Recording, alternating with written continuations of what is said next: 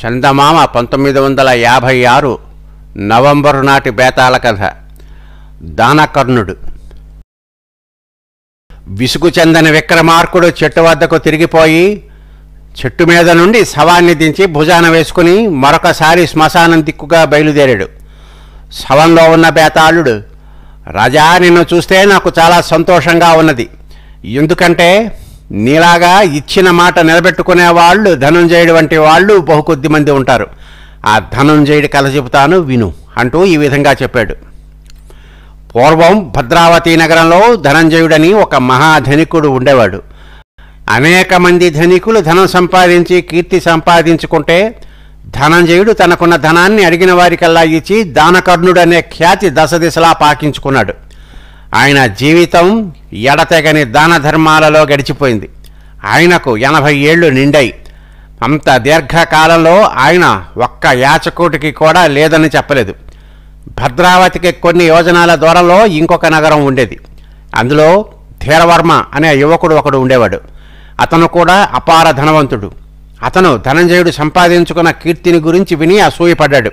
ఈ ధనంజయుడు నాకన్నా ధనికుడు కాడు, అటువంటప్పుడు దానకర్ణుడని ఆయన సంపాదించిన కీర్తి నేను మాత్రం ఎందుకు సంపాదించకూడదు అనుకుని అతను కూడా అడిగిన వాళ్ళందరికీ లేదనకుండా దాన ధర్మాలు చేసాగాడు.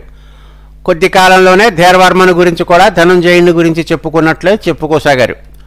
ఒకనాడు ధీరవర్మ తన ఇంటి ముందు ఆవరణలో కూర్చుని ఉండగా ఒక ముసలిది వచ్చి యాచించింది. ధీరవర్మ ఆమె చేతిలో కొంత డబ్బు పెట్టాడు. ఆమె వెళ్ళిపోయి ఇంకో వాకిలి గుండా మళ్ళీ వచ్చి చేయి చాచింది. ఇది గమనించి కూడా ధీరవర్మ ఆమెకు మళ్ళీ ధర్మం చేశాడు. కానీ ఆ ముసలిది అప్పటికీ వెళ్ళిపోలేదు. మూడో వాకిలి గుండా మళ్ళీ వచ్చింది. ధీరవర్మ ఆమెకు ఏ విధంగా 12 సార్లు ధర్మం చేసి మళ్ళీ 13వసారి ఆమె వచ్చినప్పుడు, ముసలిదానా, ఇప్పటికే 12 సార్లు నా దగ్గర దానం పట్టి మళ్ళీ 13వసారి చేయి చాస్తున్నావు అన్నాడు. ముసలిది తాను చేసిన పనికి సిగ్గుపడటానికి బదులుగా రోషంతో, నువ్వు ఒక ధర్మదాతవైనా, ధనంజయుడి ఇంటికి 32 వాకిళ్ళు, ప్రతి వాకిలి నుండి వెళ్ళి ఆయన దగ్గర దానం తీసుకున్నాను. అప్పటికీ ఆయన నన్ను గుర్తించలేదు. నువ్వు నన్ను రెండోసారే పోల్చావు.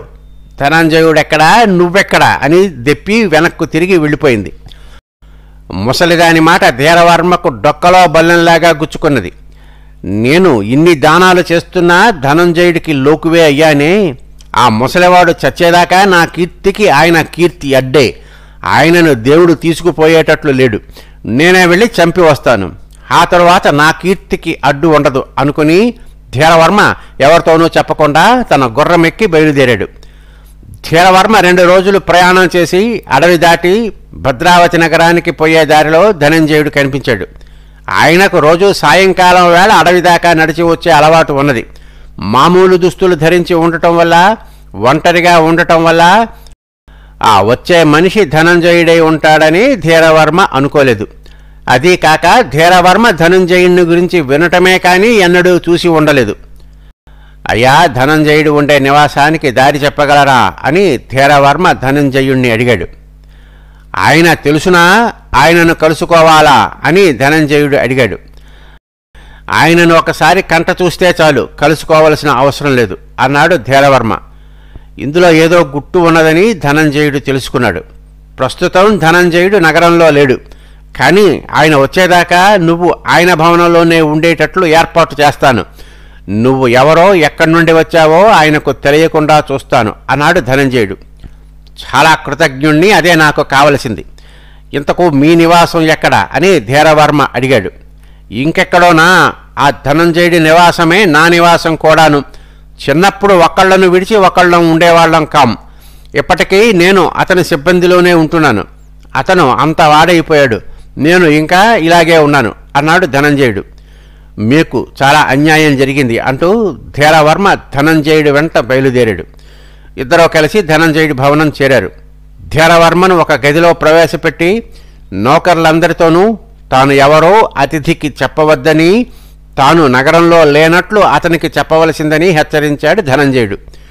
2 రోజులు గడిచాయి. ధనంజయుడు ప్రతిపూటా వచ్చి ధీరవర్మతో మాట్లాడుతూనే ఉన్నాడు. కానీ ధీరవర్మ తాను వచ్చిన పని మాత్రం బయట పెట్టలేదు.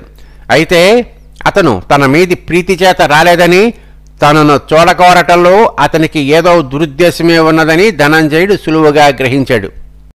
దీనికి నిదర్శనం ఏమిటంటే తనను గురించి తాను చెడుగా మాట్లాడితే ధీరవర్మ ఆసక్తితో వింటున్నాడు. మూడవ నాడు ఉదయం ధనంజయుడు ధీరవర్మ వద్దకు వెళ్ళి, నాయనా, ధనంజయుడు ఇంతకు ముందే వచ్చాడు, వెళ్ళి ఆయనను చూస్తావా అని అడిగాడు. వద్దు, వీలైతే దూరం నుండి చూపండి అన్నాడు ధీరవర్మ. ఇంతకు నువ్వు వచ్చిన పని నా చెవిని వేశావు కావు. అది ఎటువంటిదైనా సరే తప్పక జరిగేటట్లు చూస్తాను. నీకు తగిన సలహా కూడా ఇస్తాను. నీకు ఏమీ సంకోచం వద్దు, చెప్పు అని ధనంజయుడు ధీరవర్మను ప్రోత్సహించాడు. చాలాసేపు సంకోచించి ధనంజయుడి చేత ప్రమాణాలు చేయించుకుని చివరకు ధీరవర్మ తాను వచ్చిన పని కాస్త బయటపెట్టాడు.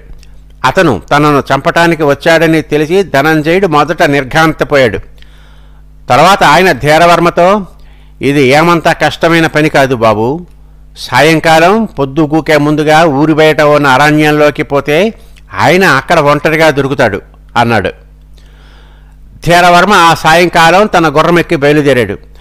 ఊరు దాటి అడవి ప్రవేశించి కొంత దూరం వెళ్లేసరికి ముందుకు నడుస్తూ ఒక వృద్ధుడు కనిపించాడు.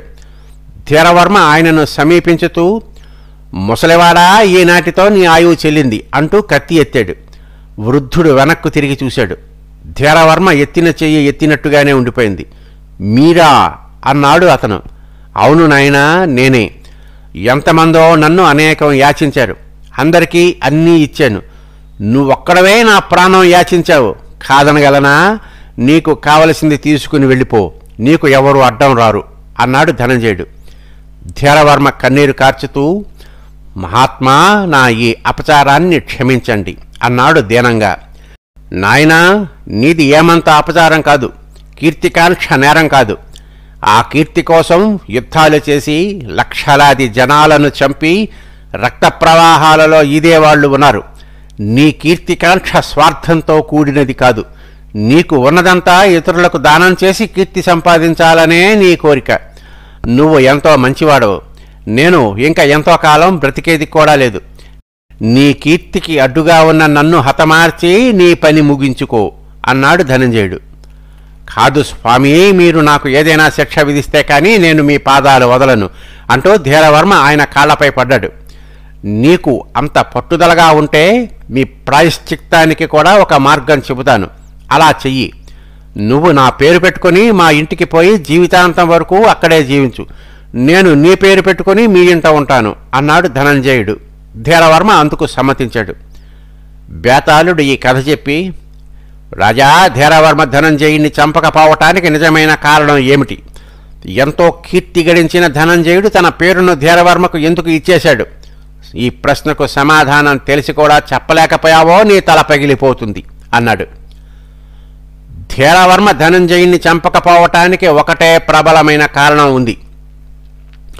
ధీరవర్మ తన జన్మలో ఎన్నడూ చెయ్యలేని ప్రాణదానం ధనంజయుడు తనకు చేసేస్తున్నాడు. ఆ దానం తాను పుచ్చుకుంటే ఇక తాను ఎన్నడూ ధనంజయుడితో సమానం కాలేడు. అందుచేతనే అతను దండన కోరాడు. పోతే ధనంజయుడు తన ప్రఖ్యాతమైన పేరును ధీరవర్మకు ఎందుకు ఇచ్చాడంటే తనకు ఇంకా కొద్ది కాలమే ఆయుర్దాయం ఉన్నది. ధీరవర్మ యువకుడు. తన పేరు ధీరవర్మ బ్రతికున్నంతకాలము జీవించి ఉండాలనే ఆశతో ఆయన ఆ పని చేశాడు అన్నాడు విక్రమార్కుడు. ఈ విధంగా రాజుకు తిరిగి మౌనభంగం కలగగానే బేతాళుడు శవంతో సహా మాయమై తిరిగి చెట్టెక్కాడు. కల్పితం.